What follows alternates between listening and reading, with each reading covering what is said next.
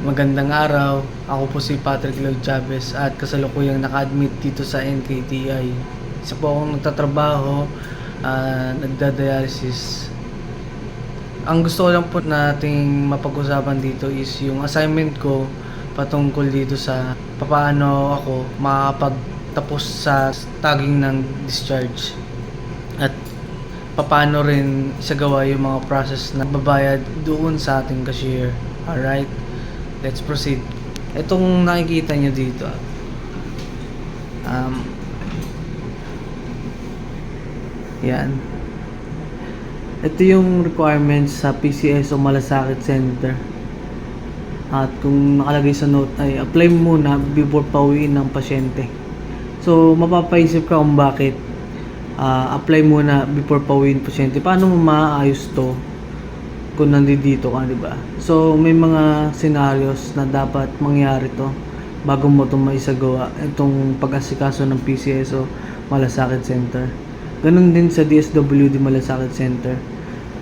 Ayan. Na may mga social case study na manggagaling pa sa barangay, tapos sa barangay may kukunin kang medical assistance or financial assistance. So kailangan talaga may bantay ka sa labas na nag-aasikaso nung para dito. Alright? Tapos may bantay ka rin sa loob para mag-asikaso naman pagka pumupunta sa billing and credit and collection section. Alright? Dito sa isang papel na to, ito, ang napapansin nyo rito, maraming nakasulat. So, ang nakasulat naman lang po rito ay patungkol po dito sa mga scenarios kung paano ako masisettle out yung hospital bills, no? So, inaalam ko kung ano yung paano makaabot sa hospital bills, di ba? So, ang mga involved na nakakausap ko po is yung credit and collection section kasi pangatlong araw ko rito na nag-stay. Ang ginawa ay pinadalhan ako ng running hospital bill for initial. So, may nakalagay dun na percentage na kailangan ma-settle out within 24 hours. So, medyo na nag-alala ako na kailangan malaman ko kung paano ma-extend to or strict ba sila, or with that kailangan kong malaman kung paano ko makakakuha ng magandang sasabihin kung paano ko mababayaran po yung gamit nung HMO, or kung papala rin maisabay nga din yung PhilHealth. Ang napapansin ko, baka may chance na mas magamit ko po as a private patient. No, hindi kasi ako nag-avail nung service. So, meron po tayo ritong credit and collection section. Kami po yung inpatient. Ayan, ito yung namin. Meron akong value care or HMO. Billing department. Alright. Yung scenarios na sinasabi ko, one by one, iniisa-isa ko kung ano yung naging situation ko. Like, itong email ko yung value care. So, nagbigay sila ng initial LOA na ang sabi daw ay nag-aantay nga sila ng summary or yung kabuuang hospital bill. E paano ko nga po makukuha yung kabuuang hospital bill kung si cashier ay nag-aantay din ng mga documents, di ba? So, along the way, let's proceed. Kaming nandito as inpatient, nag-request ako sa collection section for updated hospital bill. So, nandoon na kami sa point na tatlong dialysis na ako. Credit and collection section ay nagbigay naman ng running hospital bill na umabot na ng pang 5 dialysis ko na. Ayan. Kaming mga inpatient, nakipag-coordinate po ako sa nurses station para dun sa tagging of discharge. Ayan. So, kami uli na pumunta sa billing department at ang ginawa ay itong billing department ay nagbigay ng requirements para sa requirements. No, nagulat na lang ako, may CF4, CF2, CSF, mga ganyan. So, tina-target ko is yung makuha yung hospital bill para mai-forward ko ay value care, para maibigyan niya ako ng final DOA. So, kami na ulit dito sa inpatient, bumalik sa sa room namin kasi nga inabot na kami ng hapon o magagabi na, kaya decision na namin na bukas na lang namin kasi kasuhin. So ito na, medyo mabilis na lang din kasi yung mga araw kasi pa-discharge na kasi ako eh. Tapos na yung mga session ko dito sa fistula ko. Dito sa inpatient pa rin, pumunta kami sa billing department. Although yung nangyari ay pinabalik pala kami kasi nga kailangan kasing makuha yung documents na ipoprovide ng nurse station, which is yung CF4, CSF, yan. Tapos pipirmahan ko po for member doon sa ibinigay nila na PhilHealth forms and PhilHealth attachments. Alright. Dito po sa binabasa ko lang kasi yung mga scenarios. Inpatient, yan. Kami po ulit, yan, ay pumunta na sa billing department. Diba po? Tapos, na-process ko po yung tagging of discharge. Nagbigay po sila nung resibo at nung maliit na resibo po na kung sa yan. May papakita ko sa ito. Ayan. Ito. Makapagbigay sila ng maliit na resibo.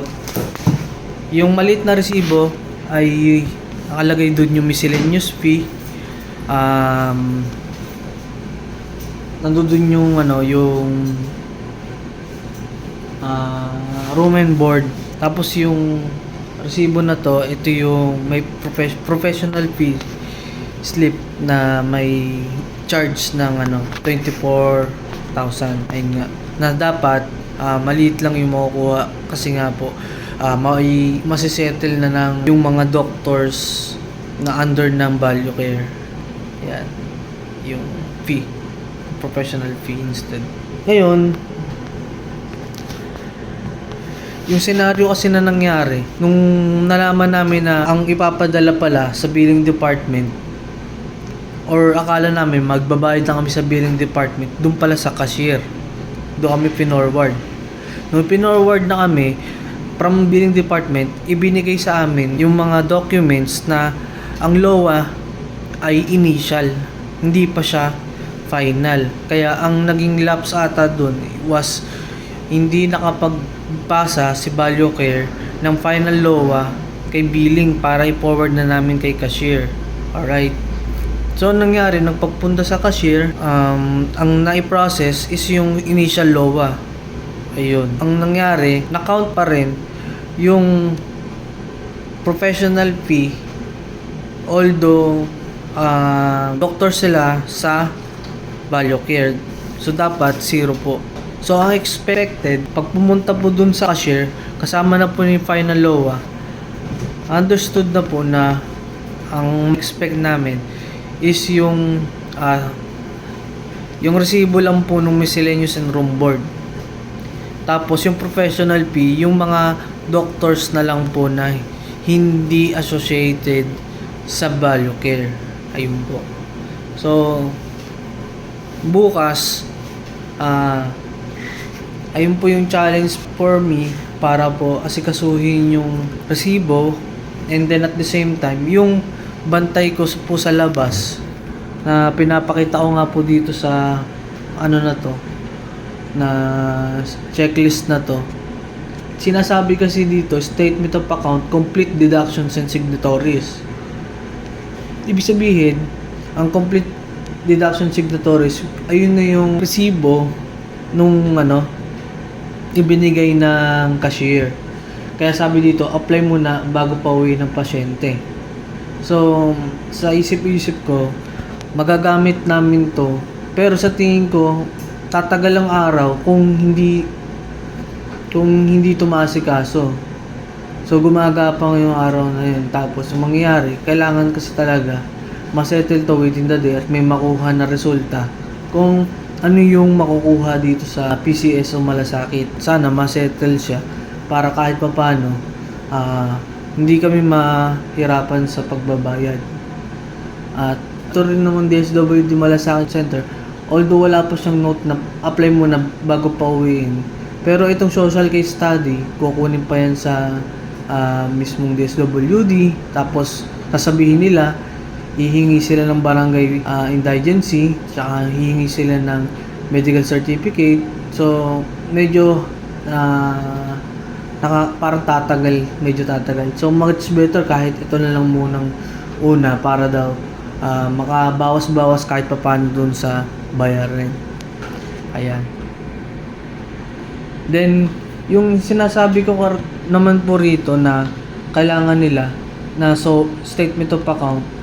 Yung itong statement of account, manggagaling po yan pagkatapos po ma-confirm ko kung ano yung magiging resulta nung i-raise ko na concern regarding nga po dito sa nung pagsama ng value care ng mga doctors dito sa professional fee slip na dapat hindi na sila ma-count na mayroong professional fees. Kasi nga ang instructed po sa akin ng liaison officer ng value care na piliin ko yung mga doctors na accredited sa value care para sila ang in charge sa pagbabayad po doon sa hospital bills po. Yun lang po yung gusto ko naman na bigay awareness sa process po dito sa NKTI, lalo na mga pumili ng private lamang po, at salamat sa panonood. Thank you po. Bye-bye.